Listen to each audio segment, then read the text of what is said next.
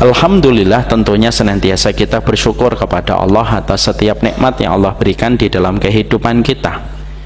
Bukan tempatnya yang sempit, tetapi hatinya yang kurang lapang. Bukan nikmatnya yang kurang, tetapi syukurnya yang kurang ditambah.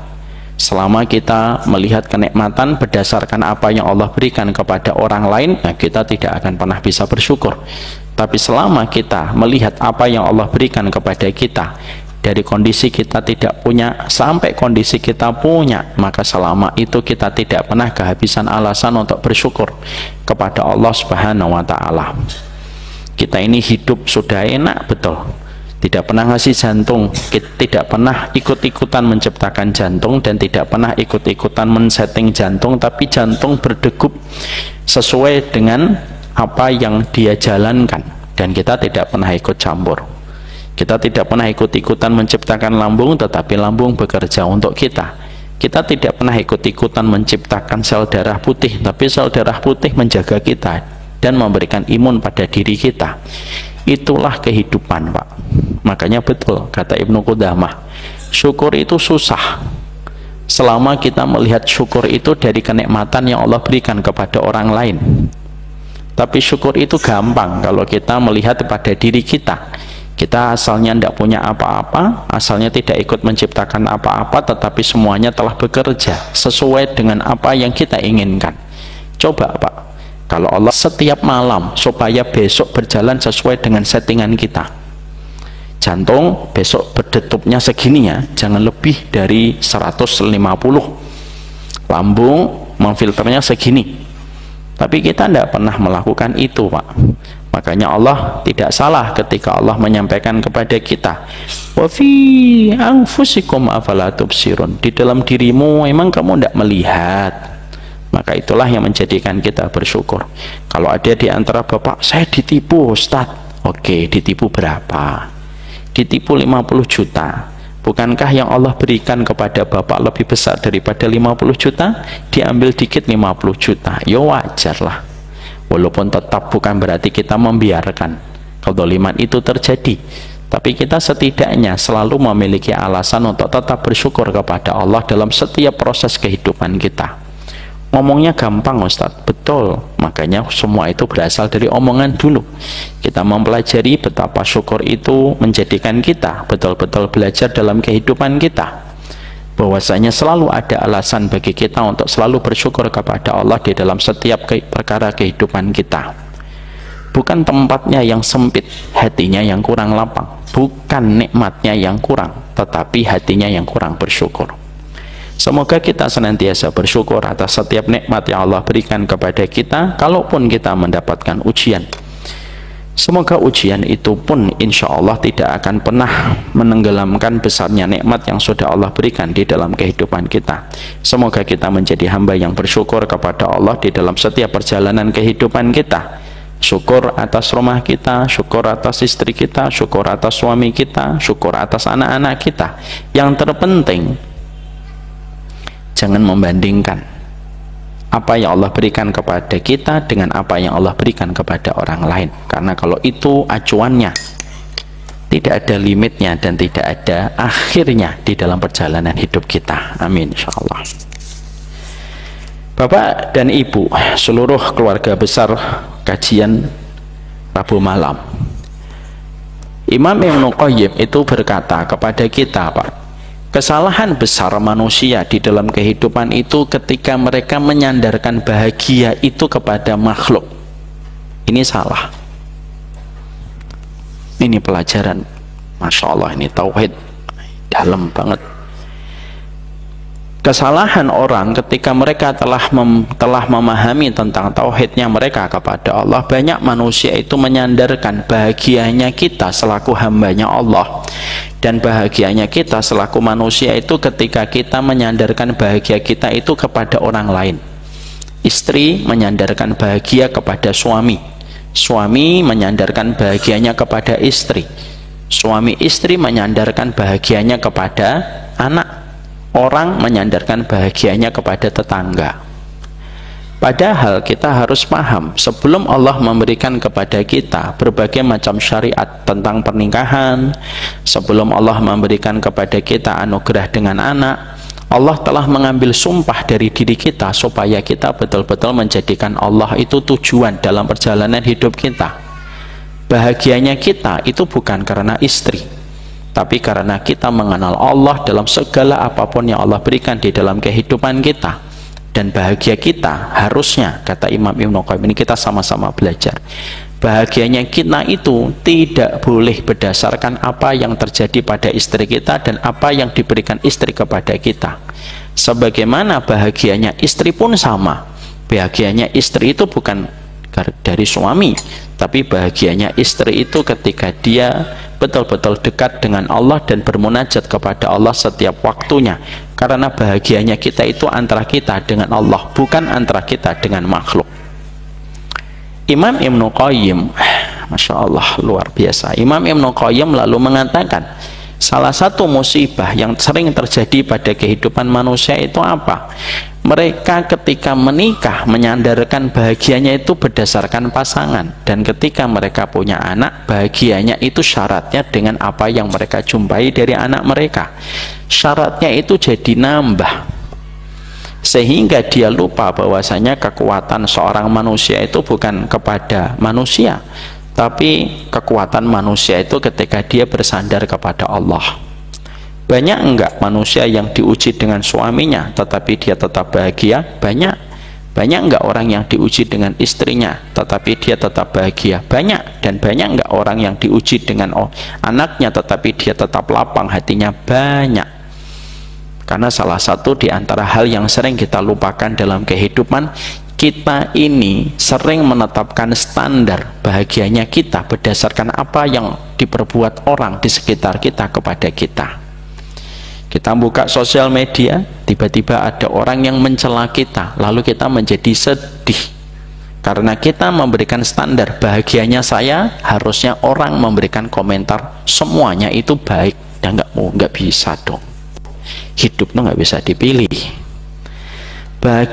Bahagianya seorang laki-laki itu menjadi sulit ketika kita menetapkan standar kita bahwasanya bahagianya kita itu ya ketika istri kita sesuai dengan apa yang kita mau dan suami kita bisa memberikan kebahagiaan untuk kita.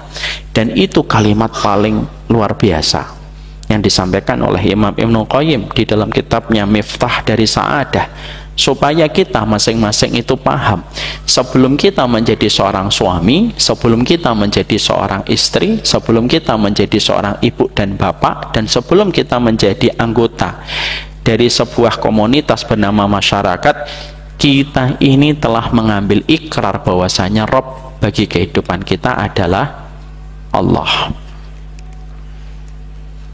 Ya. Setelah Imam Ibnu Qayyim mengingatkan kita, lalu mengkoreksi kita bahwasanya bahagianya kita tidak berdasarkan kepada apa yang diberikan orang kepada kita, maka sesungguhnya itulah yang menjadikan kita mengerti bagaimana membangun kebahagiaan di dalam kehidupan kita, bersandar di atas dua kaki kita sendiri untuk menciptakan kebahagiaan di dalam kehidupan kita, dan tidak perlu menunggu orang untuk memberikan kebahagiaan di dalam kehidupan kita. Dan salah satu di antara sumber kekuatan yang bisa memberikan kepada kita kebahagiaan itu apa?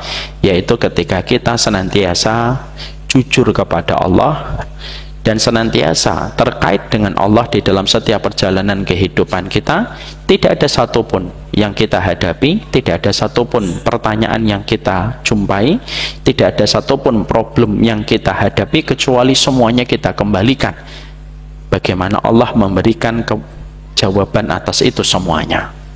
Nah, itulah yang menjadikan kita faham kenapa kita membahas doa, Ustadz. Karena doa itu jalan bahagia. Doa itu ternyata jalan bahagia. Doa itu ternyata bukan hanya sekedar urusan fikih, tetapi doa itu jalan bahagia. Karena ketika seseorang itu berdoa, maka sesungguhnya dia selama itu dia telah meyakini bahwasanya Allah merupakan kekuatan yang paling besar selain dari dirinya yang penuh dengan kelemahan dan keterbatasan. Makanya betul kalau sampai Allah itu murka, kepada siapa Allah murka? Allah itu murka kepada hambanya, kepada manusia yang mengaku sebagai hambanya Allah tetapi tidak pernah berdoa meminta kepadanya, di dalam riwayat Imam Ahmad. Makanya Allah menyampaikan di dalam, makanya Rasulullah bersabda di dalam satu riwayat, innallaha yaghdab liman lam yas'alillah. Allah itu marah, Allah itu murka. Sama siapa toh murkanya? Ya kepada siapapun di antara manusia yang tidak pernah berdoa. Gimana kita bisa bahagia kalau kita tidak pernah meminta? Padahal meminta itu menunjukkan kita lemah dan Allah itu maha kuat di dalam perjalanan hidup kita. Tidak ada interaksi terbaik, kata Imam Ibnu Qayyim, kecuali interaksi antara Allah dengan makhluknya, yaitu dalam untaian-untaian ketika mereka berdoa. Dan itulah yang menjadikan kita, kenapa kita membahas letter to Allah, menyalami doa 40 Rabbana, setelah kita hampir 3 bulan kita tidak kajian. Kemarin juga merupakan materi pembuka dan belum membahas tentang doa. Kenapa kita harus belajar tentang materi doa, Ustadz? Karena ini jalan bahagia. Selama kita masih bisa berkata kepada Allah, masih kita bisa berdoa kepada Allah, maka selamanya itu pula kita ini masih memiliki kekuatan dan masih memiliki energi di dalam kehidupan kita, di dalam perjalanan hidup. Makanya kalau manusia sudah tidak berdoa, padahal berdoa itu jauh lebih ringan daripada sholat. Berdoa itu lebih ringan daripada sholat tahajud. Berdoa itu jauh lebih ringan daripada kita sedekah, daripada kita haji, daripada kita melakukan umroh. Kok dia sudah nggak berdoa, berarti dia sudah kehilangan hidayah yang begitu jauh. Dan itulah yang dikatakan oleh Umar bin Khattab, bahwasanya Umar bin Khattab berkata, aku tidak khawatir apabila doaku tidak lagi mustajab, tapi aku khawatir kalau aku sudah tidak diberikan hidayah untuk lagi berdoa kepada Allah. Karena selagi kita masih bisa berdoa, selagi itu pula kita masih memiliki harapan untuk mendapatkan kekuatan. Selagi kita masih berdoa, maka selama itu pula kita masih bisa menapaki jalan kebahagiaan di dalam kehidupan kita. Itulah doa. Jangan dipandang sebelah mata doa, karena doa tidak pernah sebelah mata di hadapan Allah yang menciptakan kita. Sampai catatan takdir kita pun sangat terpengaruh oleh doa yang kita panjatkan. Bisa jadi anak kita mendapatkan fitnah ya karena doa. Bisa jadi terkadang suami kita mendapatkan fitnah dengan zina, itu mungkin karena istrinya sering ngambek, dan ketika ngambek tidak pernah menyebutkan nama suaminya dalam doa. Bisa jadi istri kita melakukan sesuatu ya karena kita tidak pernah menyebutkan namanya di dalam doa. Doa itu mustajab, Pak. Sampai hobi terlarang pun bisa berhenti disebabkan doa. Ustadz, bener? Iya. Mari kita cek kembali dalam satu riwayat Muslim. Ada seorang pemuda hobinya zina, Pak. Coba, hobi zina itu kan hobi dalam tanda petik, hobi nikmat dalam perkara haram. Karena para ulama semuanya sepakat, kemaksiatan yang paling membawa kenikmatan dalam tanda petik itu zina. Kalau Syekh Utsaimin di dalam kitabnya Riyadhus Shalihin mengatakan, nikmatnya zina dalam tanda petik itu terasa dari ujung rambut sampai ujung jempol kaki. Ketika pemuda itu sudah kecanduan dengan zina, gimana terapinya Nabi? Terapinya Nabi itu dengan persuasif, tidak marah, tidak menghardik. Jadi maaf, inilah salah satu metode sunnah di dalam pendidikan dan tarbiyah. Metodenya itu persuasif. Jangan dengan hardikan, jangan dengan hujatan. Kadang-kadang anak kita pun sama, Pak. Maaf ya, Pak. Ini teguran untuk saya, untuk kita semuanya. Kadang-kadang kalau kita marah sama anak terlalu berlebihan, anak mungkin lupa dengan kesalahannya. Tapi anak tidak akan pernah lupa dengan suara keras yang dilontarkan bapaknya. Ya.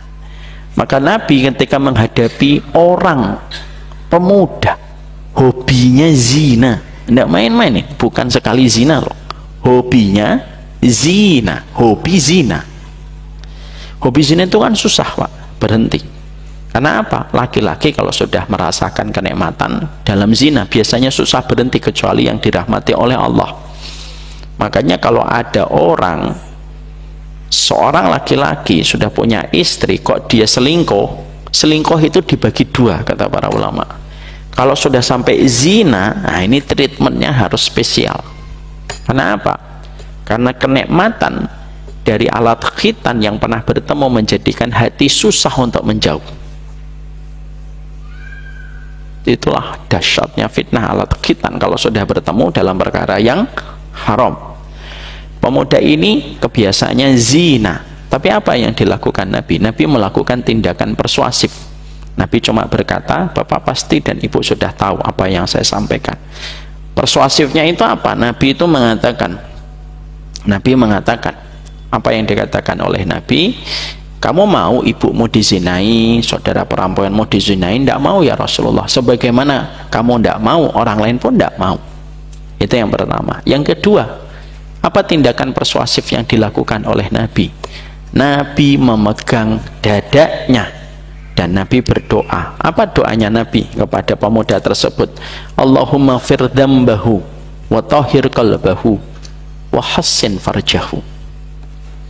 Nabi lalu mengatakan kepada pemuda itu, ya Allah, ampuni dosanya, sucikan hatinya, jaga kemaluannya. Pendek loh Pak, diksinya cuma 3 kalimat, susunan kalimat. Ampuni dosanya, sucikan hatinya, karena inti itu selalu di hati dulu. Lalu apa? Jaga kemaluannya.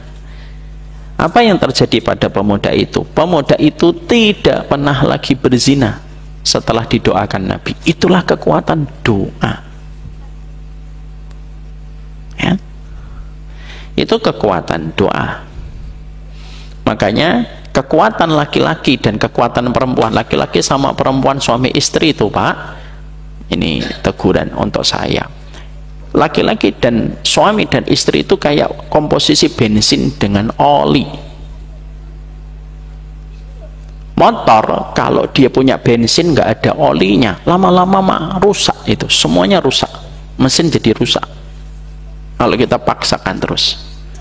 Itulah kenapa Nabi Nuh mendapatkan Kan'an, kenapa Nabi Ibrahim mendapatkan Ismail. Intinya pada support sistemnya. Karena Nabi Nuh mendapatkan wanita yang tidak beriman, adapun Nabi Ibrahim mendapatkan seorang istri yang beriman. Ketika suami istri itu komposisinya sebagaimana bensin dengan oli, kalau motor itu hanya oli doang Pak, nggak ada bensinnya, nggak bisa jalan. Kekuatan bensin sebagai seorang suami terletak pada ikhtiarnya untuk mencarikan rezeki yang halal. Kekuatan seorang istri ketika dia menjadi oli dalam satu perabotan yang bernama motor, kekuatan perempuan itu pada doa. Itulah yang kita dapatkan dari Imam Bukhari. Imam Bukhari bapaknya namanya Ismail. Apa kata bapaknya sebelum Muhammad bin Ismail yang bernama Bukhari itu lahir? Dipanggil istrinya, dipastikan dia itu merupakan akuntan paling teliti tentang setiap jalur masuk dan jalur keluar uang. Dan dia berkata sama istrinya, di situ di lemari ada uang, nanti untuk membiayai pendidikan kedua anak kita, Muhammad dan Ahmad atau siapa lupa saya, kakaknya Imam Bukhari. Pastikan bahwasanya semua harta ini kita pakai untuk pendidikan anak kita. Dan bapaknya Ismail itu memastikan betul tidak ada satupun harta haram yang dia kumpulkan untuk pendidikan anaknya. Ibunya Imam Ahmad itu kekuatannya apa? Ibunya Imam Ahmad itu kekuatannya doa. Kekuatannya itu adalah doa. Makanya ibunya Imam Ahmad namanya siapa? Maimunah bin Sofiyah. Namanya Maimunah, ibunya Imam Ahmad. Kekuatannya apa? Doa Pak. Makanya akhirnya dari doanya seorang ibu jadilah Imam Ahmad. Disitulah kita paham, itulah doa. Jadi kekuatan pertamanya seorang bapak dan seorang ibu terletak pada dua. Bapaknya nyari harta yang halal, dan ibunya tidak pernah berhenti untuk berdoa. Makanya nanti kalau nasihatin istri gimana? Nasihatin istri kita contoh Pak Salaf. Kalau nasihatin istri itu adalah, kamu boleh marah sama aku, kamu boleh ngambek, tapi jangan pernah berhenti mendoakan anak kita. Karena sesungguhnya doamu, wahai istriku, 3 kali lebih mustajab daripada doaku sebagai seorang bapak. Aku mencarikan rezeki yang halal, tugasmu 1, kamu tidak usah kerja, kamu di rumah. Tapi jangan pernah berhenti untuk mendoakan putra putri kita setiap waktunya. Nah, itulah kekuatan doa. Sekarang mari kita buka, Pak. Bagi yang membawa buku silahkan dibuka halaman 318. Kita sudah membuka doa yang ke-34. Bagi yang tidak membawa buku, saya berdoa, Pak, semoga bapak-bapak dikasih hidayah sama Allah Subhanahu wa Ta'ala. Bagi yang tidak membawa buku, buka mushafnya. Mari kita buka di dalam surat Al-A'raf 89. Mari kita buka surat Al-A'raf 89. Doa Rabbana yang ke-34 itu doa yang Allah abadikan dari lisan seorang nabi yang mulia, Pak, yaitu adalah Nabi Syu'aib. Nabi yang datang setelah masa dari Nabi Lut, karena Nabi Syu'aib itu masanya adalah setelah Nabi Lut. Ingat, Pak, Nabi Syu'aib yang kita bahas di sini bukan Nabi Syu'aib yang menjadi mertuanya Nabi Musa. Ini sering ada literasi yang kurang benar, bahwasanya Nabi Musa punya mertuanya namanya Nabi Syu'aib. Beda, namanya sama, nafsul isma walakin yakhtalifil musamma. Namanya sama tetapi orangnya berbeda. Mertuanya Nabi Musa bukan nabi, tapi Nabi Syu'aib ini adalah beliau setelah masa Nabi Lut alaihi salam. Maka sesungguhnya apa yang disampaikan oleh Nabi Syu'aib Allah abadikan. Tentunya di dalamnya ada banyak sekali pelajaran kalau kita mengambil pencerahan. Mari kita baca doanya dulu bareng-bareng sembari nanti kita tadaburi bagaimana lafadz pada doa ini supaya kita paham kapan saja kita mengucapkan doa ini dan bagaimana dahsyatnya dari doa yang diucapkan Nabi Syu'aib. Sebuah doa yang diabadikan, yang diucapkan ribuan tahun yang lalu, tapi ternyata diabadikan oleh Allah dan masih kita baca, memberi pelajaran kepada kita sampai hari kiamat. Mari kita baca bareng-bareng. Rabbana iftah bainana wa baina qaumina bil haqqi wa anta khairul Fatihin. Kita 3 kali bacanya. Rabbana iftah bainana wa baina qaumina bil haqqi wa anta khairul Fatihin. Sudah hafal, Pak? Belum, insyaallah. Sekali lagi. Rabbana iftah bainana wa baina qaumina bil haqqi wa anta khairul Fatihin. Siapa yang sudah hafal, Pak? Tidak usah malu. 2 orang yang tidak akan mendapatkan ilmu, orang yang sombong dengan orang yang malu. Siapa yang sudah hafal? Angkat tangan. Sudah hafal, Pak? Antum sudah hafal? Udah dia, Pak.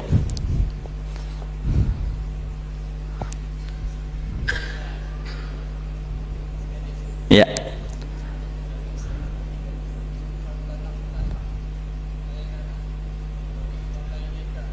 Wa baina qaumina bil haqqi wa anta khairul fatihin. Sekali lagi Pak, jangan ada yang salah.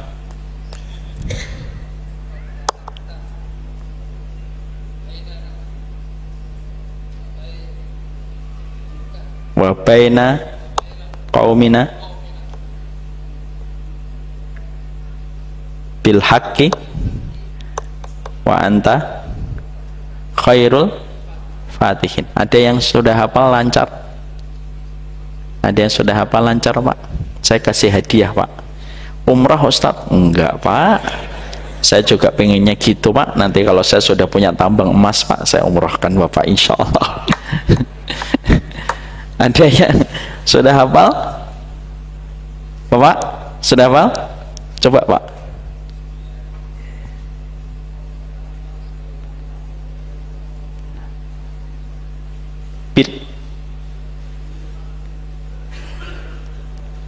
Masya Allah, Bapak lancar, nanti dapat hadiah.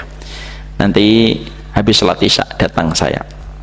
Tapi hadiahnya saya siapin. Mau susu, teh atau air putih? Enggak Pak, ada hadiahnya buku. Moga-moga di bawah ada tim saya yang bawa buku insya Allah. Mari kita bedah. Doa ini diucapkan oleh kaumnya. Doa ini diucapkan oleh Nabi Syuaib. Sebelumnya kita harus memahami Nabi Syuaib itu merupakan salah satu nabi yang mendapatkan gelar langsung dari Nabi Muhammad SAW dengan Khatibul Anbiya, oratornya para nabi. Kenapa beliau mendapatkan julukan ini dan mendapatkan predikat ini dari lisan Nabi SAW yang tentunya tidaklah beliau mengucapkan dan menobatkan seorang Nabi Syuaib dengan kata Khatibul Anbiya kecuali karena kefasihan seorang Nabi Syuaib, kedalaman di dalam beliau menyampaikan sebuah metode kebenaran dan bernasnya setiap kalimat dan diksi yang dipilih oleh Nabi Syuaib. Makanya Nabi Syuaib itu disebut dengan Khatibul Anbiya, orang yang betul-betul luar biasa, yaitu ahli khutbahnya para nabi dan ahli khutbahnya dari para rasul. Ya. Kalau Nabi Musa diuji dengan cedalnya ketika beliau pernah memakan api, lalu itulah yang menjadikan Nabi Musa berdoa wahlul uqdatam min lisani yafqahu qawli, maka Nabi Syuaib itu mendapatkan keistimewaan yang berbeda. Disinilah kita paham ya Pak, Allah membagi potensi dan anugerah kepada para nabi itu berbeda-beda, karena sesungguhnya kaum yang mereka hadapi itu juga berbeda-beda. Dan itu pola yang menjadikan kita harus senantiasa memahami setiap umat ini memiliki potensi yang berbeda-beda. Makanya kita menghormati potensi umat yang terkadang berbeda, walaupun terkadang kita tidak memiliki pendapat yang sama. Orang NU memiliki kelebihan. Kelebihannya apa dakwah orang NU? Menyapa kalangan fakir miskin. Mungkin ada yang masih kurang benar gitu atau kurang ma'ruf, tapi tidak semuanya. Banyak yang hanif di antara orang-orang NU. Orang Muhammadiyah memiliki potensi kebaikannya di dalam bidang sosial yang mungkin kita tidak akan bisa untuk bisa melakukan apa yang dilakukan Muhammadiyah Pak. Hari ini bagaimana aset mereka sudah berjumlah ratusan triliun Pak, dan itu dimiliki oleh kalangan Muhammadiyah. Kalangan Al-Irsyad mungkin memiliki koneksi dengan para pedagang. Artinya mari kita melihat umatnya Nabi Muhammad dengan kacamata kebaikan yang Allah anugerahkan kepada mereka. Innallaha qassamal a'mal kama qassamal arzaq. Allah itu membagi amal sebagaimana Allah membagi rezeki kepada setiap para hamba-hambanya. Sekarang kita akan membahas ya, bahwasanya sebelum kita bahas poin satu persatu, kita tentunya memahami bahwasanya Nabi Syuaib itu menghadapi umatnya Madian yang tentunya melakukan penyimpangan. Penyimpangannya ada 3. Pertama yaitu kesyirikan, ketika kaumnya Nabi Syuaib itu menyembah kepada pohon yang disebut dengan pohon wa ashabul aikati wa qaumu tubba fakulun fakadzaba wa ashabul aikati wa qaumu tubba ya, dalam surat Qaf, yaitu adalah mereka menyembah kepada pohon besar Pak yang disebut dengan pohon aikah, pohon yang rindang, pohon yang mengeluarkan buah yang manis, pohon yang memberikan ketersediaan bagi siapapun yang mereka berteduh di bawahnya, dan pohon itu besar. Dan kaumnya Nabi Syuaib itu menyembah kepada pohon. Secara garis besar Pak, kesyirikan itu ada dua. Pertama, menyembah kepada benda-benda di langit. Yang kedua, menyembah kepada benda-benda di bumi. Menyembah kepada benda di bumi ada dua: menyembah kepada manusia yang telah meninggal dunia, dan menyembah kepada makhluk-makhluk yang ada di atas muka bumi ini. Makanya kesyirikan itu selalu kembali ke dua ini. Makanya kita menjumpai ketika Nabi Ibrahim, beliau berdakwah di Babilonia, maka sesungguhnya kaum Babilonia itu mereka menyembah kepada benda-benda di langit, matahari, bulan. Itulah kesyirikan dari kaumnya Nabi Ibrahim. Para nabi yang lainnya mereka menghadapi kesyirikan terbagi jadi dua. Kalau kaumnya Nabi Nuh, mereka melakukan kesyirikan ketika mereka beribadah kepada orang mati dan menempatkan orang mati sebagaimana Allah yang punya kuasa dan punya kekuatan untuk menolak kemudaratan. Dan kaumnya Nabi Syuaib itu menyembah kepada pohon-pohon yang dikeramatkan. Maka sesungguhnya penyimpangan kaumnya Nabi Syuaib itu ada tiga. Satu, melakukan kesyirikan. Kedua, mereka mengurangi timbangan. Yang ketiga, mereka membebani dengan bayaran-bayaran pajak yang tinggi di antara mereka tanpa memberikan timbal balik atas apa yang dibayarkan oleh warga pada saat itu kepada para pembesarnya. Itu bisa dicek di dalam tafsirnya. Sekarang mari kita buka ya, apa yang kita dapatkan dari yang pertama yang disampaikan dari doanya Nabi Syuaib. Rabbana ftah bainana wa baina qaumina bil haqqi wa anta khairul fatihin. Yang pertama, para ulama memberikan tadabbur di dalam surat Al-A'raf 89. Yang pertama, dakwah itu merupakan perkara yang berat. Tidak ada perkara yang paling berat di atas muka bumi setelah kita bertauhid kepada Allah kecuali adalah ketika kita berdakwah. Taklim itu bukan dakwah, Pak. Taklim itu instrumen dakwah. Jadi jangan dianggap dakwah itu taklim, taklim itu dakwah. Salah. Taklim itu instrumen kecil dari dakwah. Tapi dakwah itu perkara besar. Dan sesungguhnya dakwah itu merupakan perkara yang berat. Makanya Allah menyampaikan kepada kita di dalam surat Muzammil, inna sanulki alaika qawlan sakila. Makanya Allah menyampaikan kepada kita di dalam surat Al-Muzammil ayat yang kelima, sesungguhnya kami akan menurunkan kepadamu perkataan yang berat. Dan dakwah itu perkara yang berat. Dakwah itu perkara yang berat. Kalau kita merasa bahwasanya kita dalam dakwah itu tidak merasa berat, berarti mungkin dakwahnya, SOP-nya tidak sebagaimana SOP yang diterapkan oleh para nabi. Ketika Allah saja mengatakan kepada Nabi Muhammad di dalam surat Al-Muzammil ayat yang kelima, qaulan sakila. Qaulan sakila itu perkataan yang berat. Dan itulah yang kita dapatkan bahwasanya hatta sampai para nabi saja berdoa. Makanya doanya Nabi Syuaib ketika mengatakan Rabbana ftah bainana wa baina qaumina bil haqqi, itu sudah menunjukkan beratnya ujian yang didapatkan oleh Nabi Syuaib, sampai Nabi Syuaib itu berdoa dan meminta pertolongan kepada Allah.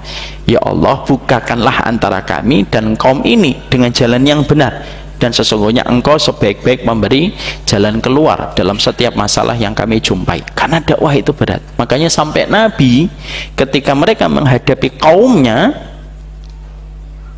mereka pun meminta pertolongan hanya kepada Allah. Ya, makanya itu pula yang dirasakan oleh Nabi Nuh di dalam beliau berdakwah. Makanya sesungguhnya dakwah itu merupakan sesuatu yang berat, dan sesungguhnya para ulama lalu menyampaikan kepada kita, dakwah kepada siapa yang paling berat? Jawabannya ada di dalam surat Asy-Syu'ara ayat 214. Yang paling berat di dalam kita berdakwah itu yang pertama kepada keluarga. Makanya Allah lalu menyampaikan di dalam surat Asy-Syu'ara 214, wa angdir ashiratakal aqrabin, dan berilah peringatan kepada keluargamu yang terdekat. Untuk memberikan arti kepada kita, dakwah itu sudah berat, yang lebih berat lagi itu dakwah kepada keluarga. Bapak pernah memikirkan dan pernah untuk mengambil kesimpulan kenapa para nabi diuji dengan keluarganya? Nabi Lot diuji dengan istrinya, Nabi Ismail diuji dengan istri pertamanya, Asia binti Muzahim diuji dengan suaminya, Nabi Ayub diuji dengan istrinya yang pernah meninggalkan, sampai akhirnya beliau menegakkan qisas kepada istrinya walaupun dengan rumput.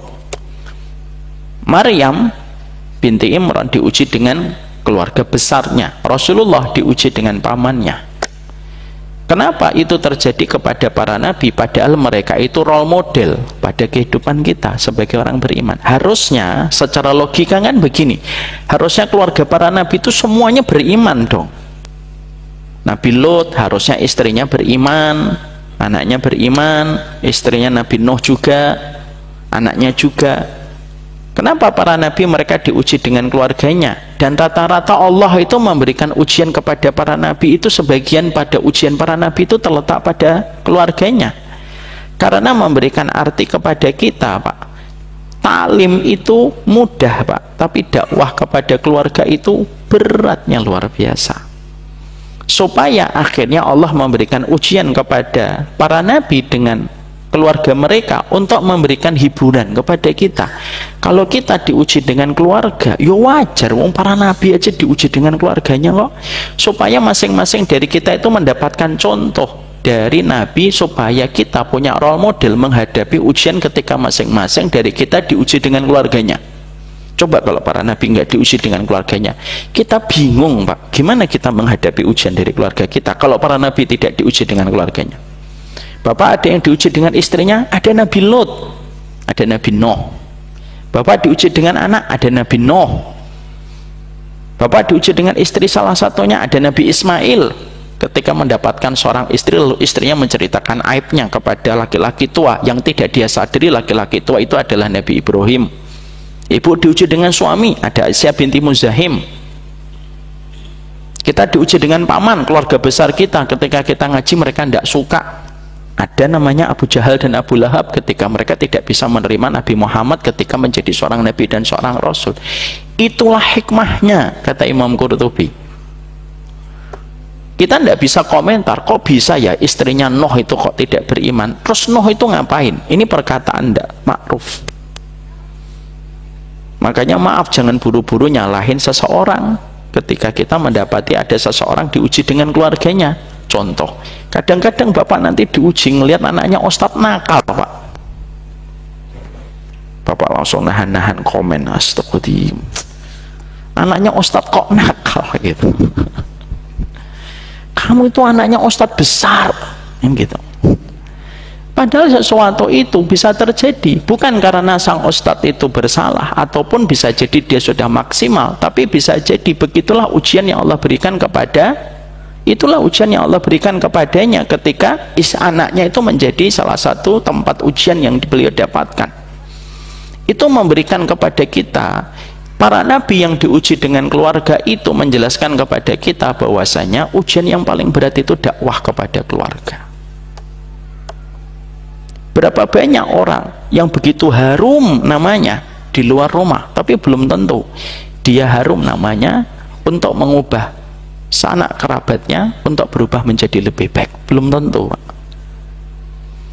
Makanya akhirnya kita mendapati bahwasanya poin yang pertama yang disampaikan oleh para ulama, dakwah itu berat sekali di dalam kehidupan. Ketika kita mengajak manusia dari kebatilan menuju kepada kebenaran, mengajak manusia dari perkara yang tidak dicontohkan menuju kepada perkara yang dicontohkan, dan itu merupakan perkara yang berat, tapi itulah beban yang Allah berikan kepada kita. Maka beban itu menjadi lebih berat lagi ketika kita paham yang paling berat itu dakwah sama keluarga. Makanya akhirnya kita bisa paham kenapa Allah itu memberikan special treatment. Sudah ada. Kenapa Allah memberikan special treatment kepada baginda Nabi? Apa yang dilakukan Allah kepada baginda Nabi sebelum Allah menurunkan qaulan sakila di dalam surat Al-Muzammil ayat yang kelima? Allah membersihkan hatinya Rasulullah, dibedah 2 kali, dibersihkan kotorannya, ditutup kembali. Kenapa? Karena dakwah itu membutuhkan kelapangan hati. ketika kita mendapati setiap ujian itu selalu ditemukan dalam setiap perjalanan kita ketika kita berdakwah. Dan yang paling susah, Pak, dakwah kepada keluarga. Paling susah. Sering nggak kita menjumpai ada seseorang ketika kita mendapatkan suaminya dalam kondisi bisa menyampaikan atau istrinya bisa menyampaikan, tapi belum tentu anaknya bisa mendapatkan apa yang disampaikan oleh suami istri. Banyak, Pak. Makanya perintahnya Allah, ketika Allah memberikan perintah kepada Nabi Muhammad, yang diingatkan dulu itu apa? Kepada keluarga terdekat. Dakwah itu menjadikan yang dekat bertambah taat, menjadikan yang jauh menjadi dekat dengan dakwah. Jangan sebaliknya, dakwah itu menjauhkan yang dekat tetapi mendekatkan yang jauh. Nah, dakwah sama keluarga nanti kita bahas setelah sholat isya. Dakwah kepada keluarga yang merupakan bagian terberat dalam kehidupan kita selaku manusia. Ini kenapa kita sampaikan berkaitan pada surat Al-A'raf 89, Rabbana ftah bainana wa baina qaumina bil haqqi wa anta khairul fatihin. Saking sabarnya Syu'aib ketika menghadapi kaumnya pun sampai beliau berdoa, ya Allah, bukalah jalan antara kami dengan kaum itu, dan engkaulah sebaik-baik pembuka jalan. Saking begitu luar biasanya tantangan yang ditemui oleh Nabi Syu'aib. Allah a'lam bishawab. Kita sholat isya dulu, kita lanjutkan sebentar sholat isya. Wassallallahu ala nabiyina Muhammad walhamdulillahirabbil alamin. Assalamualaikum warahmatullahi wabarakatuh. Allahu akbar, Allahu akbar.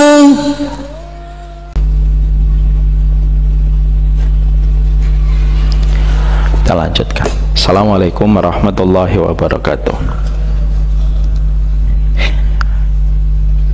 Poin yang pertama ketika kita membedah pada surat Al-A'raf 89 itu adalah betapa beratnya perjalanan dakwah yang dipikulkan kepada setiap hamba yang beriman, dan tentunya tidak ada yang paling berat di dalam kita menyampaikan dakwah dan kalimat-kalimat kebenaran yang Allah bebankan kepada kehidupan kita kecuali adalah mendakwahi keluarga.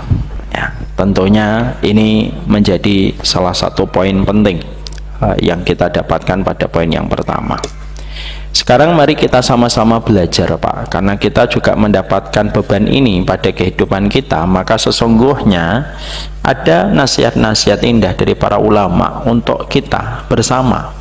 Bagaimana ketika kita memikul tanggung jawab besar yang Allah bebankan di dalam kehidupan kita, maka setidaknya ada beberapa perkara yang kita harus mengerti. Yang pertama, sebelum kita membahas apa yang harus kita lakukan adalah, yang pertama, beban dakwah itu kepada satu keluarga ketika itu menjadi perkara yang berat dan perkara yang paling sulit dalam kehidupan kita, maka sesungguhnya dakwah itu dipikulkan kepada seorang laki-laki yang bernama suami dan kepada laki-laki bernama seorang bapak.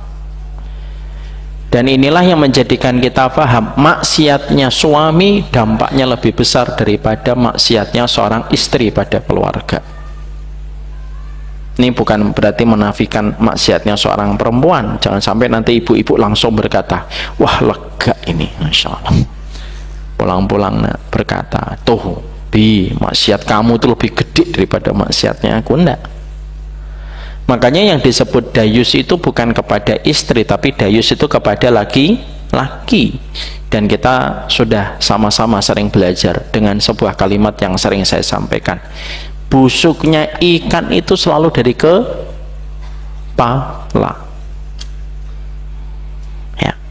Makanya maksiatnya seorang laki-laki dampaknya itu jauh lebih cepat merusak kepada keluarga itu daripada dampaknya kemaksiatan yang dilakukan oleh seorang istri, tanpa meremehkan kemaksiatan yang dilakukan seorang istri pada satu keluarga. Ya. Makanya akhirnya kita mendapati kisah-kisah para ulama dulu ketika mereka mendapati keluarganya ada satu perkara, maka yang selalu pertama kali mengevaluasi adalah para lelakinya. Mau tidak mau, jadi laki-laki begitulah tanggung jawab kita. Memang tanggung jawab jadi laki-laki itu berat, Pak, dalam Islam. Jadi anak, dia yang harus betul-betul menghormati ibunya, memberikan keistimewaan kepada ibunya sebagai jalan kebahagiaan. Kalau sudah punya istri, dia pun berpindah, kewajibannya dibagi dua antara ibunya dengan istrinya. Punya anak, ada tambahan lagi melalui anaknya. Makanya kalau saya itu kadang-kadang, saya pernah membaca buku Pak, Al-Mar'ah fil Islam, kedudukan perempuan di dalam Islam itu. Saya membaca, ya Masya Allah, ringannya wanita itu di dalam Islam, dan betapa mudahnya mereka dicintai oleh Allah. Perempuan Pak, tidak wajib sholat kayak kita di masjid, ya kan? Perempuan sholat di rumah, ketika adzan berkumandang, nutup kamar, hidupin AC, sholat. Sama dengan kita yang susah payah naik motor, nyebrang, parkir, naik ke atas, nungguin komat. Ketika para perempuan, mereka tidak dibebankan kepada mereka banyak kewajiban sebagaimana beban yang dibebankan kepada seorang laki-laki. Makanya kalau ada wanita merasa tidak dicintai oleh Allah, itu salah besar. Perempuan itu dicintai sangat oleh Allah, diistirahatkan setiap bulan, seminggu sekali Pak. Kita Pak, sholat kapan kita cuti Pak? Nggak pernah kita cuti. Oh nggak sholat Pak, maaf lagi cuti Ustaz, sip pertama. Perempuan diistirahatkan oleh Allah Pak, seminggu. Makanya kata Imam Ahmad itu apa? Ketika putranya Abdullah akan menikah, nah nanti kalau kamu nikahin seorang wanita, kasih istirahat. Kata ibu-ibu, alhamdulillah ikut kajian hari ini. Suruh istirahat. Karena apa? Karena mereka terlalu berat, tulangnya nggak sama dengan tulangnya lelaki. Disuruh istirahat. Perempuan itu begitu. Kalau perempuan, kenapa Ustadz dijaga, tidak boleh disentuh kecuali tanggung jawab, dicium tidak boleh kecuali tanggung jawab dengan mahar dan ijab kabul? Sedetail itu perempuan. Ya, maka ketika saya membaca buku itu tuh Masya Allah gitu, betapa Allah itu mencintai perempuan dan betapa mudahnya Allah itu menjadikan wanita itu untuk mendapatkan rahmatnya. Apa rahmatnya Allah kepada wanita? Bukan yang banyak sholatnya, yang wajahnya menyenangkan suaminya, senyum saja, maka itu bisa menjadikan dia dekat dengan rahmatnya Allah dan sebagai wanita penduduk surga. Makanya ketika membaca kitab itu, alhamdulillah Pak, saya nggak sampai kebablasan ya. Kalau kebablasan kan saya berganti kelamin dan operasi plastik. Tapi disitulah tanggung jawab yang pertama Allah bebankan kepada seorang lelaki itu apa? Tanggung jawabnya banyak. Itulah kenapa kita mendidik anak laki-laki tidak sama dengan kita mendidik anak perempuan.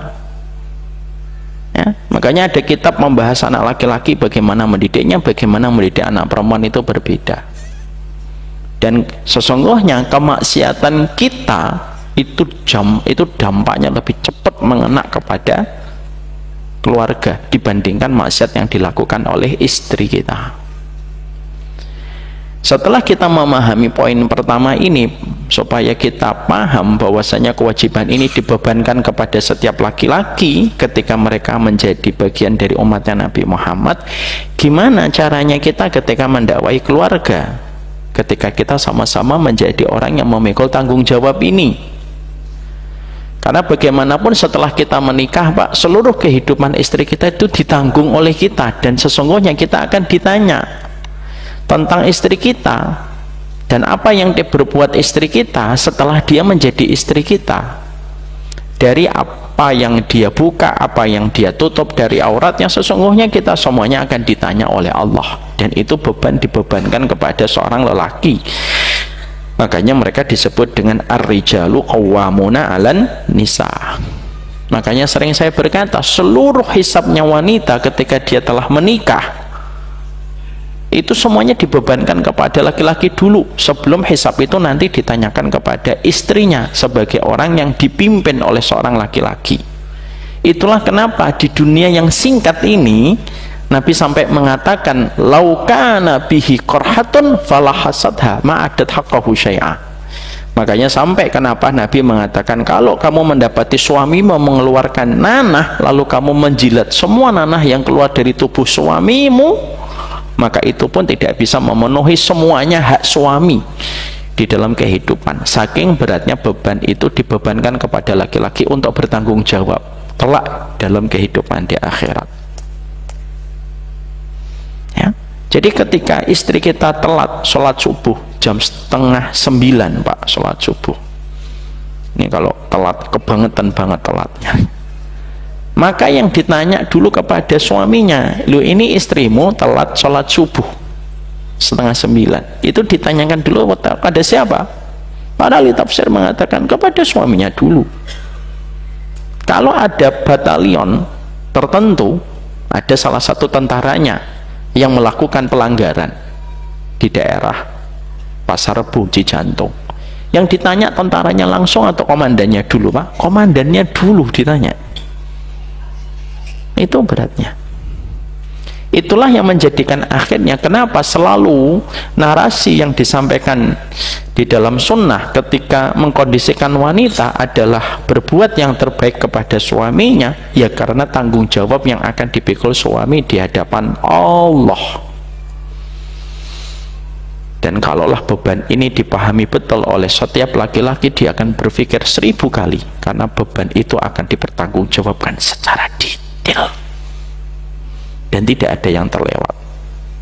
Kaedahnya hisab itu apa? Kaedahnya hisab la yughadiru saghiratan wala kabiratan illa ahsaha. Tidak ada yang kecil, nggak ada yang besar, kecuali semuanya ditampakkan kepada Allah semata di dalam surat Al-Kahfi.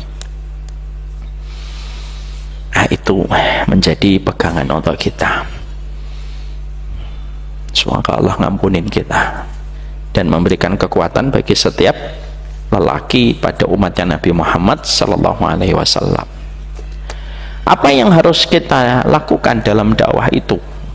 Berdakwah kepada keluarga itu, maka para ulama menyebutkan 3 poin besarnya. Saya menyampaikan 3 poin besarnya saja untuk saya dan untuk kita semuanya. Karena kalau detail nanti pembahasan masalah dakwah tentang keluarga, karena ini berkaitan tentang Tadabbur surat Al-A'raf 89 ayat yang pertama, dakwah yang paling berat itu sama keluarga. Yang pertama yaitu adalah bagaimana ketika seseorang itu sebelum dia berdakwah memastikan dulu bahwasanya dia mendekat kepada Allah dengan ketaatan dan bertawassul kepada Allah dengan amal solih yang dia lakukan, karena sesungguhnya awal solih, amal solih kita itulah yang akan membuka hati keluarga kita di dalam setiap kebaikan. Mari kita buka surat Al-A'raf, surat yang ke-24 ayat yang ke-54. Ada yang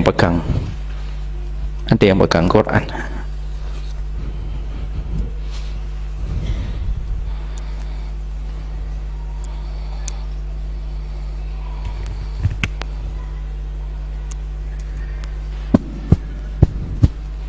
Anda baca Pak artinya.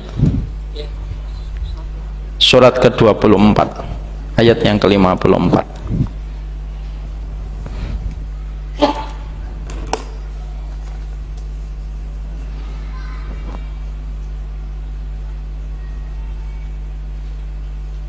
Bismillahirrahmanirrahim.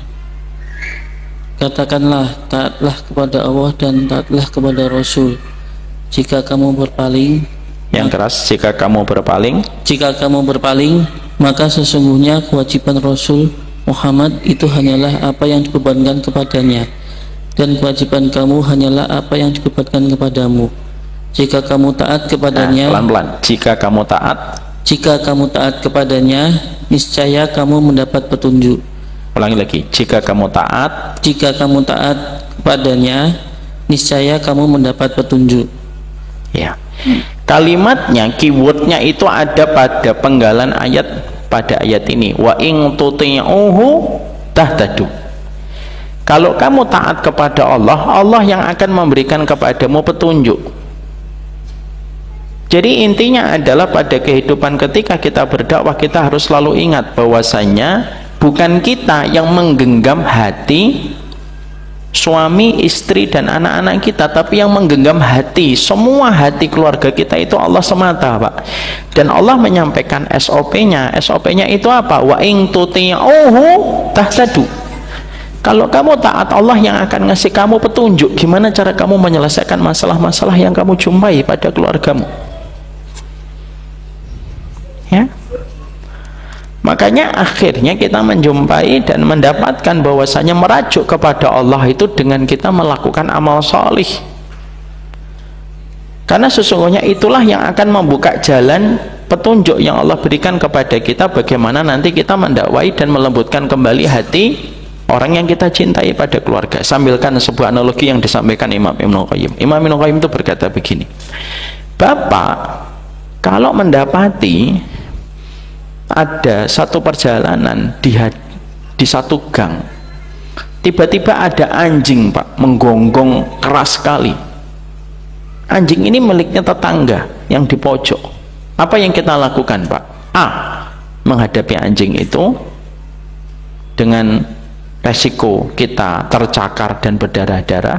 B, kita mengurungkan niatnya untuk melewati jalan itu. Atau yang ketiga, C, kita menelpon kepada pemilik anjing supaya dia memasukkan anjingnya ke dalam rumah supaya kita bisa lewat. Mana cara yang paling mudah Pak?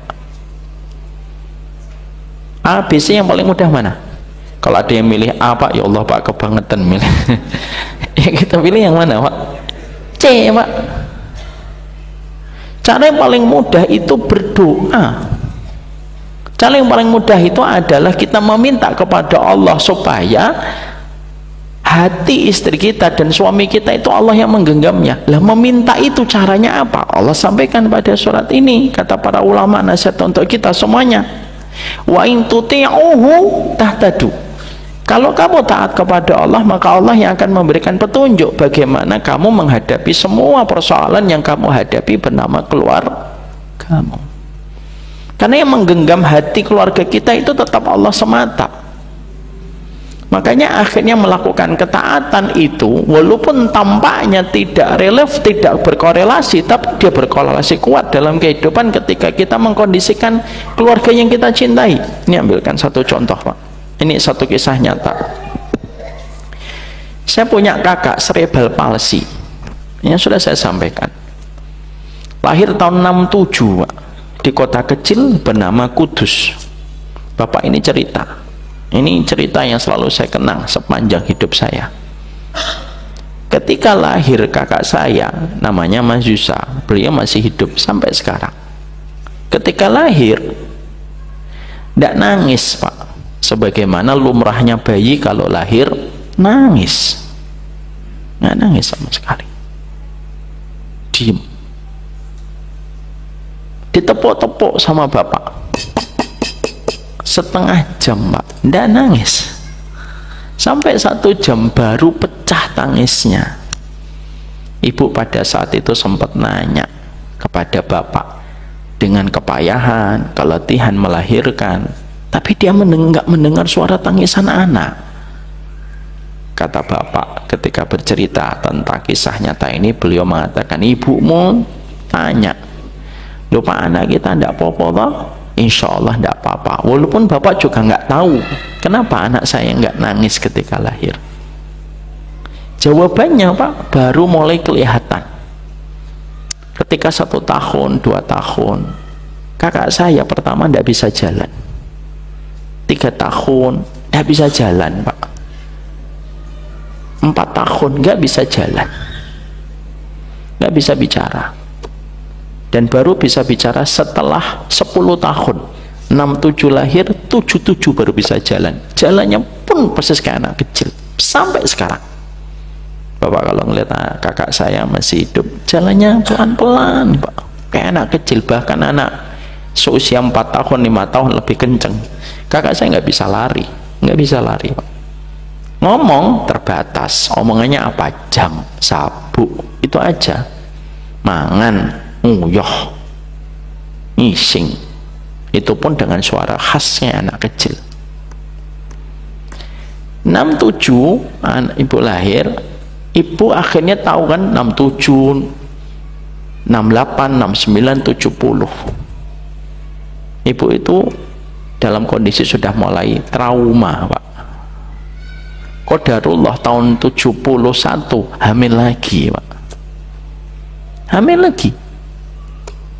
Pada saat ketika beliau hamil lagi, beliau sering nanya sama suaminya, bapak saya, gimana Pak, Bismillah, yakin sama Allah. Hari kelahiran datang dengan trauma yang belum hilang tahun 67. Ini kisah nyata Pak, dan mereka sudah meninggal, jadi insya Allah tidak mengganggu keikhlasan hati mereka. Dua-duanya orang tua saya sudah meninggal dunia. Tahun 71 lahir kakak saya perempuan, namanya Mbak Risma. Beliau wafat pada saat COVID kemarin.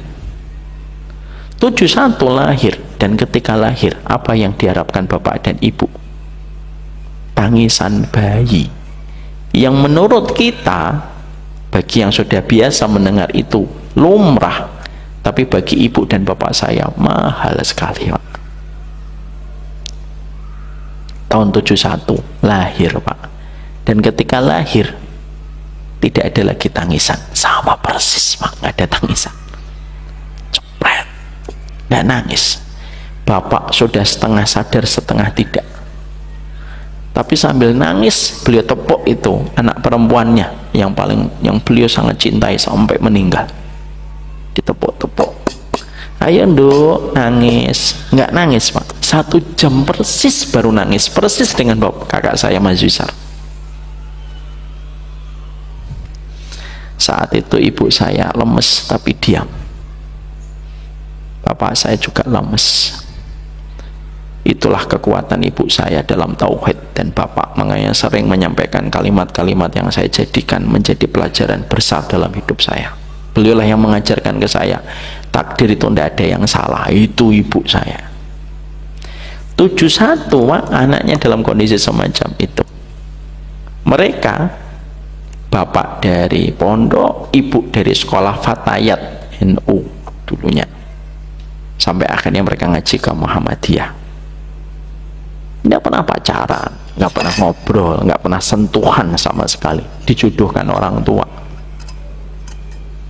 Dari tahun 71 kata bapak, dari semenjak sebelum tahun 71, 70, 69 itu bapak dan ibu selalu sholat berjamaah, tidak pernah ninggalin Pak. Dan itu Masya Allah, sholat berjamaah tidak pernah ninggalin.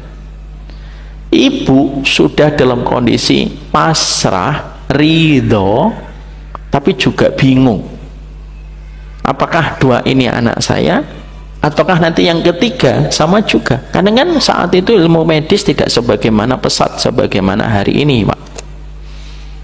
Makanya ibu saya itu pernah saya tanya, apa doa yang belum pernah saya tahu? Ibu pernah mengatakan, kan sudah saya sampaikan di sini, ibu saya itu berdoa supaya kedua kakak saya meninggal sebelum beliau meninggal. Supaya apa? Supaya tenang, lega, bahwasanya dua amanahnya sudah disempurnakan oleh beliau sampai dua anak itu meninggal. Walaupun kata ibu pasti berat itu terjadi, tapi itu lebih melegakan daripada ibu meninggal dan kedua kakakmu masih hidup.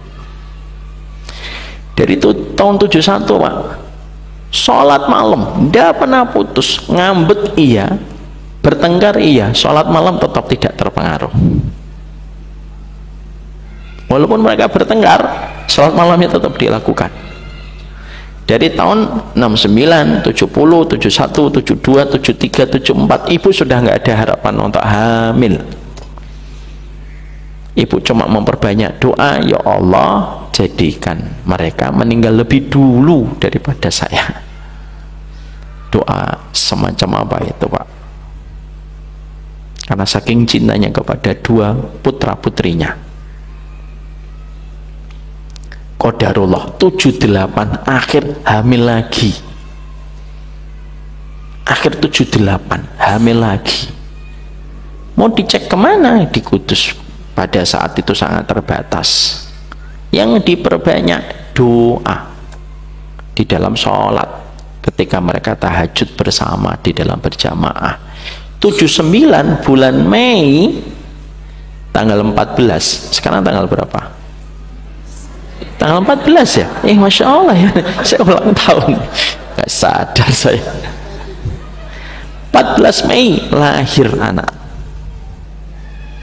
Gak usah ngucapin ulang tahun ke saya. Saya tidak merayakan ulang tahun. Makanya ketika saya nikah, saya ngomong sama istri saya adalah keluarga yang tidak pernah merayakan ulang tahun. Kalau saya lupa tanggal pernikahan kita, nggak usah ngambek. Oke, siap. Alhamdulillah sekarang Pak, beliau nggak pernah nanya tanggal pernikahan, karena saya juga nggak apa. Tanggal 14 Mei lahir anak. Dan ketika lahir Pak, apa yang paling diharapkan sama orang tua? Tangisan. Dan kata orang tua saya nangisnya kenceng sekali, seakan-akan menggantikan 2 tangisan yang tidak terdengar ketika kedua kakak saya lahir. Ini demi Allah Pak. Disitulah bapak saya ngelus kepala saya dan berkata, jadi bapak itu kalau cuma lari nafkah gampang, tapi kalau jadi bapak harus tirakat, itu yang susah. Orang Jawa itu nyebutnya tirakat Pak. Kalau dalam bahasa sunnah itu apa? Bersungguh-sungguh dalam ibadah. Itu kalau di dalam bahasa Imam Nawawi di dalam Riyadhus Shalihin, mujahadatun nafsi. Kalau dalam bahasa Jawa itu tirakat. Nah, itu yang paling susah. Dan itu yang dilakukan sama bapak ibu, sholat bareng-bareng. Dan itulah kekuatan mereka berdua sampai akhirnya masing-masing mereka kembali kepada Allah. Jadi tirakat ini satu kata yang paling berat Pak. Jadi anak kita terkadang sulit untuk menerima dakwah kita karena kalimat-kalimat yang keluar dari lisan kita bukan diproduksi hati yang dekat sama Allah. Akhirnya kalimat itu terlempar dari mulut kita tapi tidak bisa menembus pada hati. Makanya akhirnya disitulah kita paham, sebelum kita mengkonsep dakwah dengan ilmu parenting yang hari ini nggak habis-habis dibahas. Saya tuh kalau mempelajari ilmu parenting itu Pak, Masya Allah, macam-macamnya banyak banget, nggak habis-habis dibahas. Sebelum kita membahas itu, yang pertama itu apa? Tirakatmu apa? Kalau puasanya jarang, sholat malamnya jarang, tilawahnya jarang, terus yang diharap apa?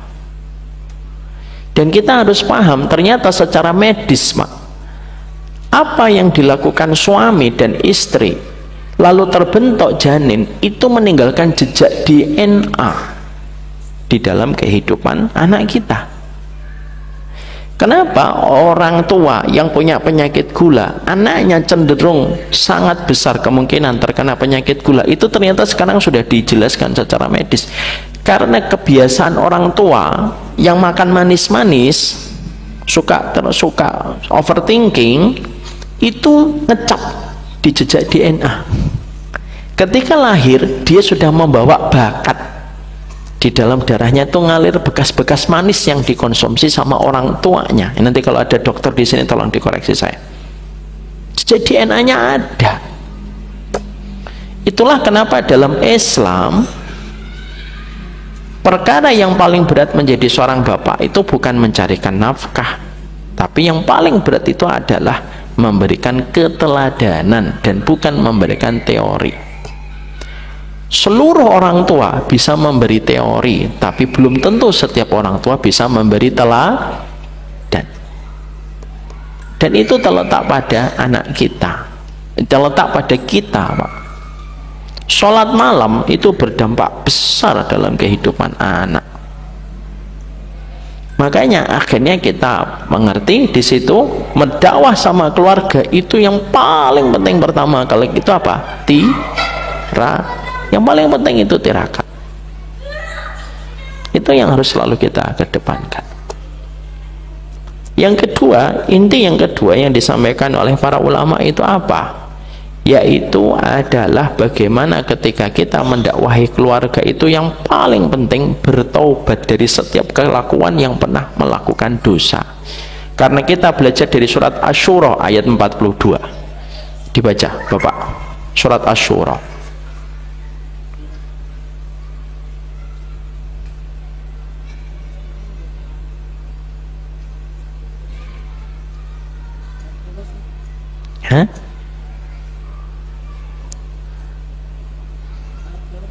ayat 42.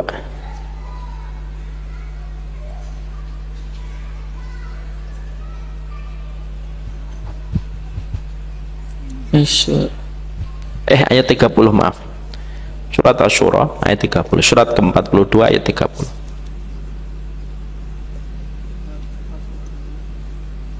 Ayat 30.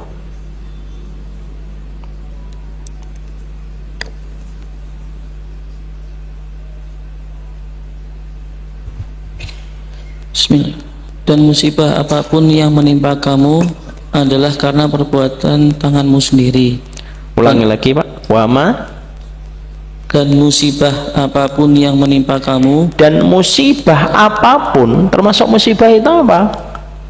Keinginan kita baik tentang keluarga kita tidak kunjung mendapatkan kebaikan dari keluarga kita, itu kan musibah. Wama asabakum mim musibatin fabima kasabat aidikum.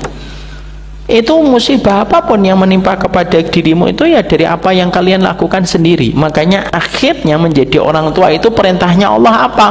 Menjadi orang tua itu perintahnya Allah itu tobat. Makanya di dalam surat Al-Ahqaf ayat yang ke-15 itu apa?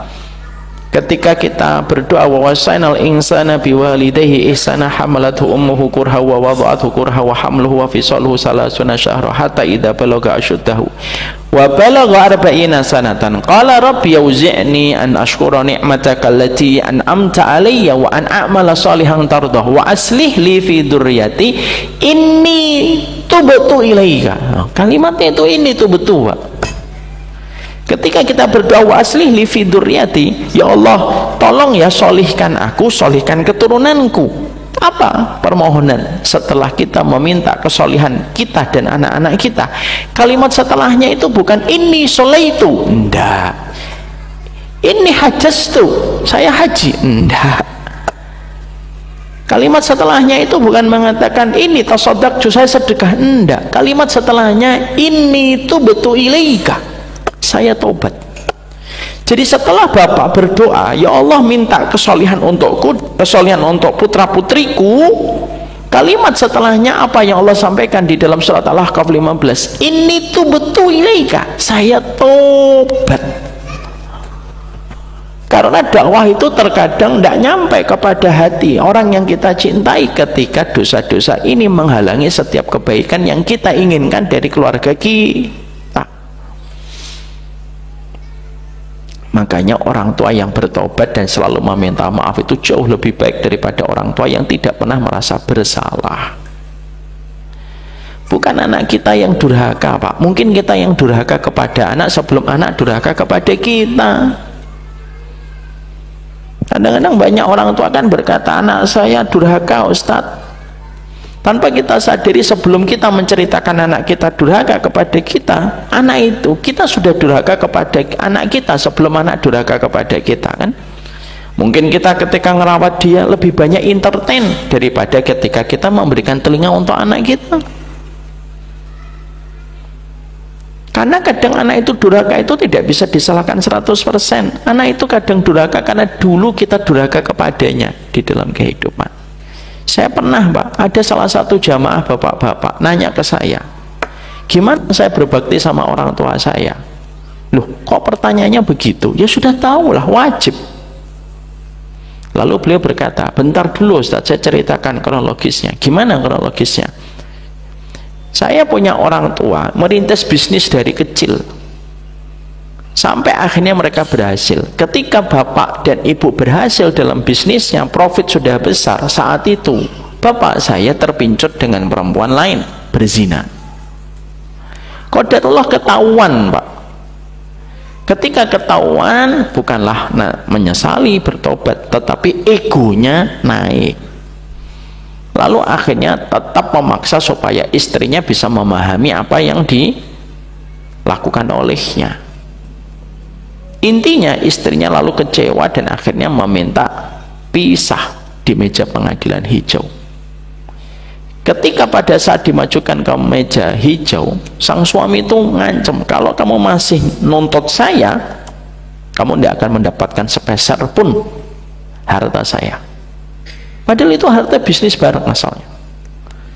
Sang ibu lalu ngomong kepada anak-anaknya, begitulah Pak, kita harus paham ya Pak, kalau keluarga ada orang yang terluka, biasanya anak itu jadi hiburan. Kan begitu keadaannya. Ada anak, ada seorang istri dilukai sama suami, anak yang memberikan loyalitas sama ibunya. Ada seorang bapak dilukai sama ibunya, anak memberikan loyalitas kepada bapaknya. Memang begitu keadaannya, hidup tuh gitu. Lalu akhirnya terjadilah sebuah pengadilan, sampai yang terakhir mediasi gagal Pak. Dan ketika gagal, maka sang bapak kembali mengulang ancamannya, nggak akan aku kasih kamu sepeser pun apa yang dikatakan oleh sang istri Pak, sebelum akhirnya menjadi mantan. Sang istri berkata, demi Allah ya, rezekimu tidak pernah bertahan lama dan pasti diambil kembali sama Allah. Kalimat itu terucap sebelum dua pihak ini keluar dari meja persidangan. Ini kalau di bahasa sinetron sudah ada halilintarnya Pak, jeder gitu. Sering saya keluar, sang suami melanjutkan usahanya Pak. Tidak sampai 3 tahun ambruk bisnisnya, kocar kacir, sakit-sakitan, dan ditinggalkan istri yang kedua. Nah, ketika sakit-sakitan itulah anaknya nanya, gimana hukumnya saya berbakti sama bapak atas luka yang pernah dia lakukan kepada saya dan kepada ibu yang saya cintai. Apa yang ambil kita pelajaran Pak? Nggak bisa kita itu mengartikan durhaka itu hanya dari satu perspektif.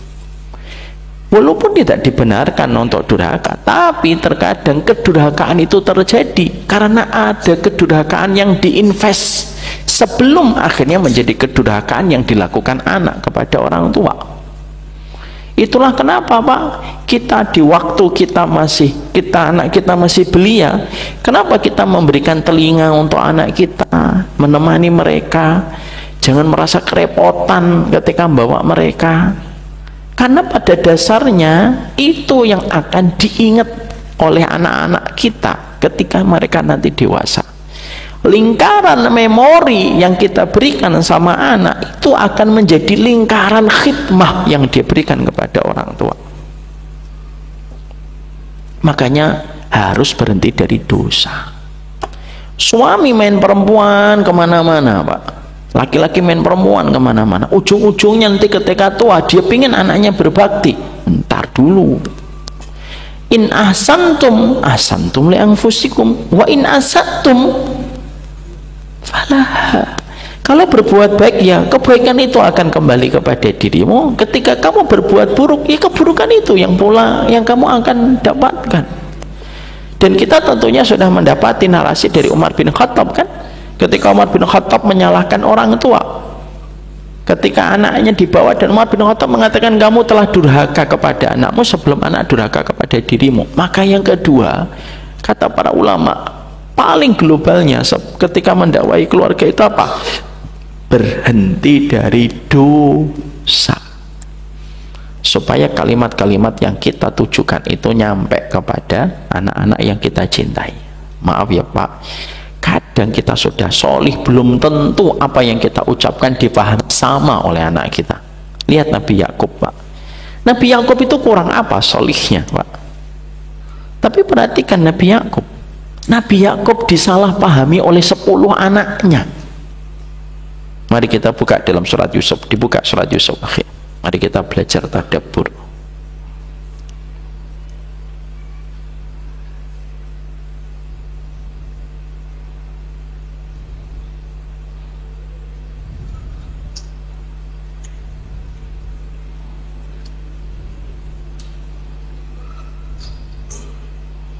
Ayat yang ke-8, baca pelan-pelan.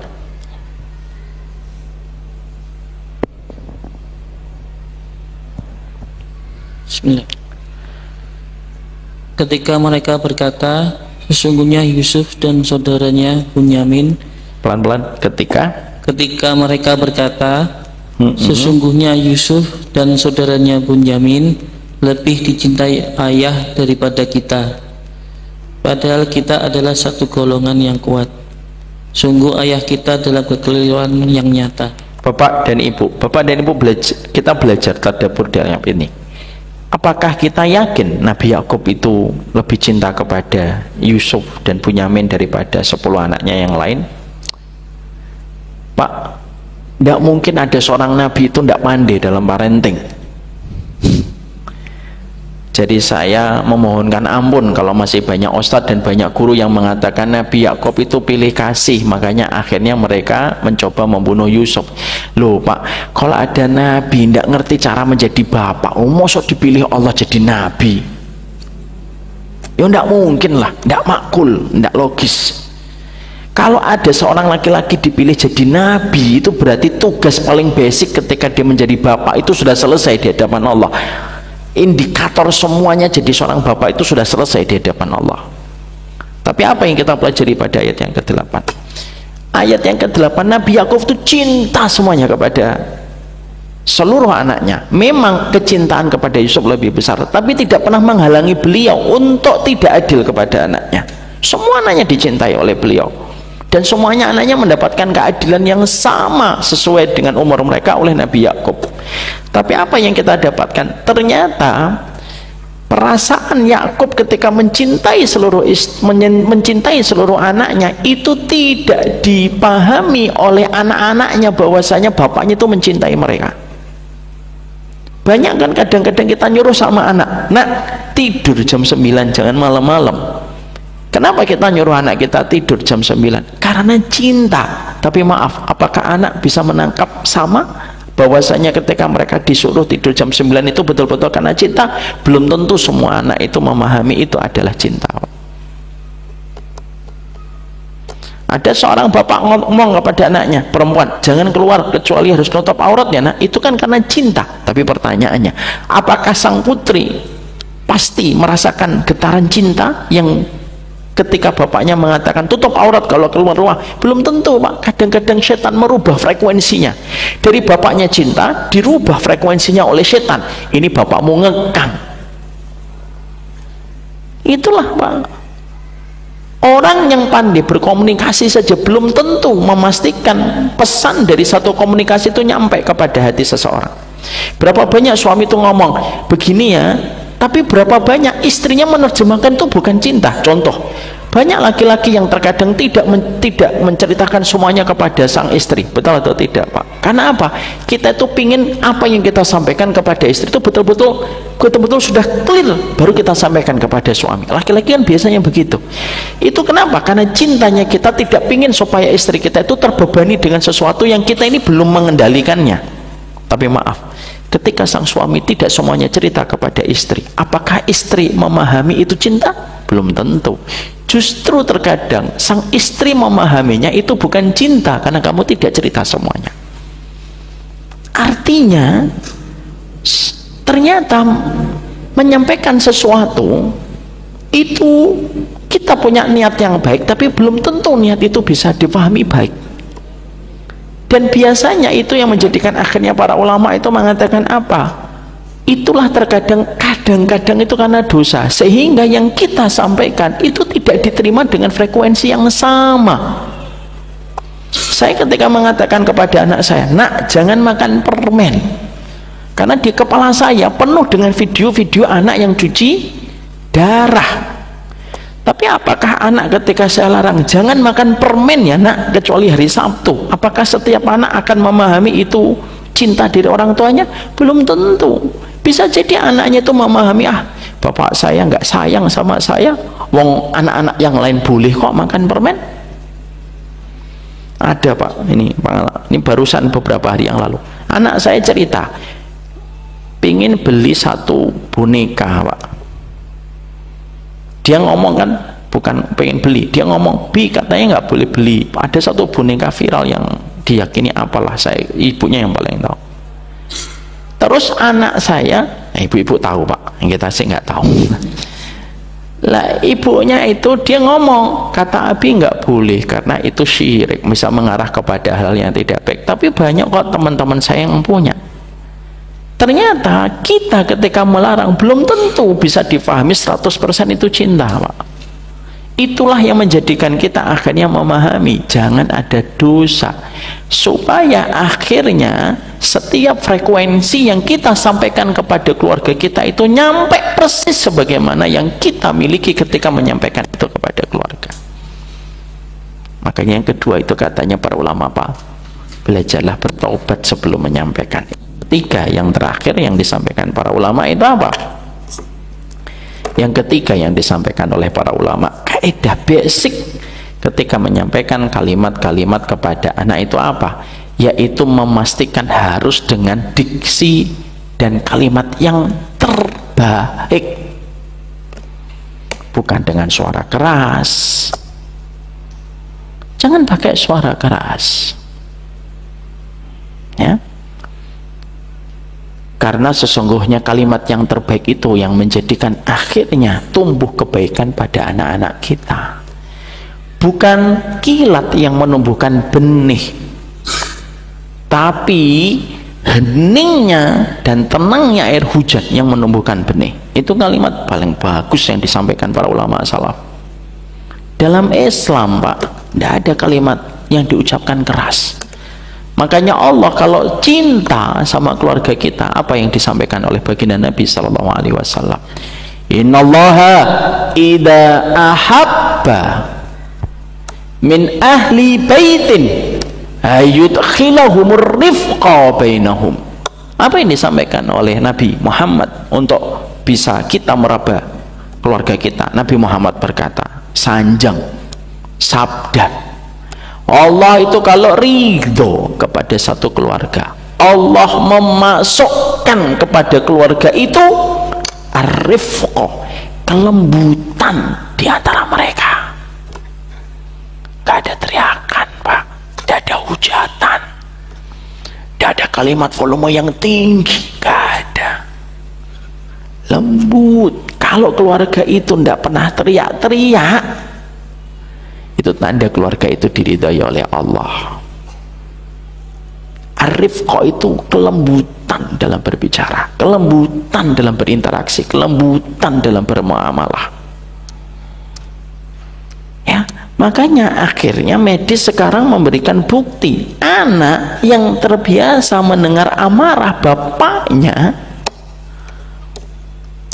itu akan beda kualitasnya dengan anak yang mendapatkan sentuhan-sentuhan lembut di dalam muamalah ketika kita bersama dengan mereka. Dan ternyata ini susahnya luar biasa. Apa yang paling susah ketika jadi seorang bapak? Nahan marah. Nahan marah itu susah. Makanya sampai saya membuat sekarang hari ini itu status itu untuk saya sebagai self reminder. Kalau kamu marah sama anak, dalam beberapa tahun ke depan, anakmu tidak akan ingat kesalahannya, tapi yang dia ingat suaramu yang tinggi, dan itu tidak akan pernah dia lupakan seumur hidupnya.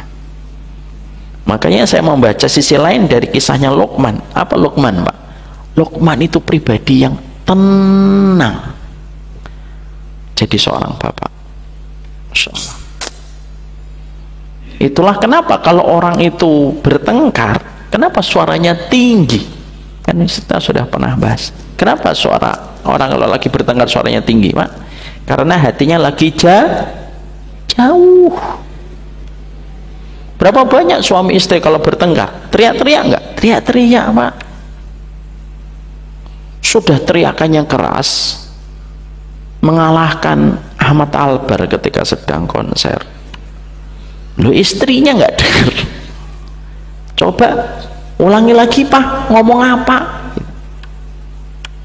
Padahal ngomongnya sudah 40 rumah, Pak. Yang di sono pujung itu sampai paham pertengkarannya, Pak. Karena hati lagi jauh, Pak. Makanya kalau kita nanti ngecek keluarga saya ini Allah inginkan baik nggak, dicek di situ.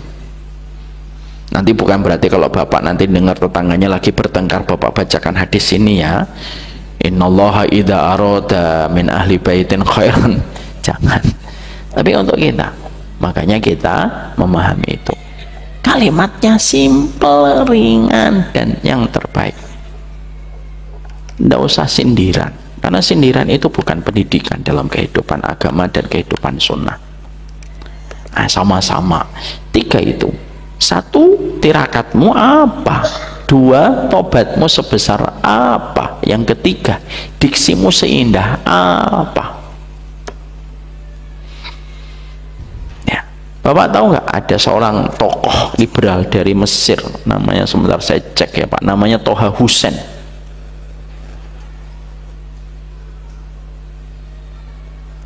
Tokoh liberal.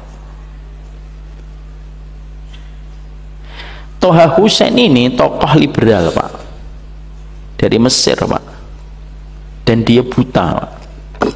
Ada satu kisah nyata yang saya pernah baca di satu warokot. Warokot itu lembaran-lembaran informasi, entah benar atau tidak saya tidak ngerti, saya baca di tulisannya orang Al-Azhar. Toha Hussein itu Pak akhirnya jadi tokoh liberal. Ketika dia kecil, dia itu penghafal Al-Quran, sampai pada satu waktu dia ngikutin banyak perlombaan yang diselenggarakan oleh Al-Azhar Mesir pusat. Sampai ada satu waktu ketika dia sedang mengikuti perlombaan, tiba-tiba ada panitia yang memanggil dia karena dia buta dan sudah sering ngikutin perlombaan. Ada panitia itu memanggil dia dengan panggilan, "Ya Ami, orang buta, anak kecil yang buta." Gara-gara perkataan itu dia dendam sama Al-Azhar. Nah, itulah yang menjadikan dia belajar ke Perancis dan akhirnya menjadi salah satu tolak ukur, salah satu sebab kenapa dia menjadi liberal. Kalimat, kata-kata yang diksinya tidak baik. Bapak pernah nggak dilukai sama orang gara-gara kalimat yang nggak baik? Sering Pak kita Pak. Makanya kenapa di dalam bahasa para ulama ketika nasihatin kita, para ulama mengatakan dakwah sama keluarga itu berat, tapi bagaimana dakwah sama keluarga? 3, tirakatmu, tobatmu, pemilihan diksinya bagaimana. Niatnya baik Pak, tapi kalau tidak nyampe dengan diksi yang baik, tidak akan nyampe. Semoga Allah memberikan rahmat kepada kita, memberikan ampunan untuk kita insya Allah. Ini yang kita bahas pada poin yang pertama. Apa? Di dalam surat Al-A'raf 89, mari kita baca bareng-bareng. Rabbana ftah bainana wa baina qaumina bil haqqi wa anta khairul fatihin. Apa yang pertama dari tadabbur surat Al-A'raf 89, dakwah itu berat, dan lebih berat lagi ketika dakwah kepada keluarga. Apa poin 2, poin 3, poin 4, poin 5? Saya harus dakwah sama keluarga saya Pak. Sudah jam 8 lebih 16 menit, mari kita akhiri kajian kita. Ada pertanyaan? Tidak ada, kan baru nomor 1 kita bahas insyaallah. Semoga Allah memberikan kebaikan untuk kita. Wassallallahu ala nabiyyina Muhammad walhamdulillahirabbil alamin. Subhanakallahumma wa bihamdika asyhadu an la ilaha illa anta astaghfiruka wa atubu ilaika. Assalamualaikum warahmatullahi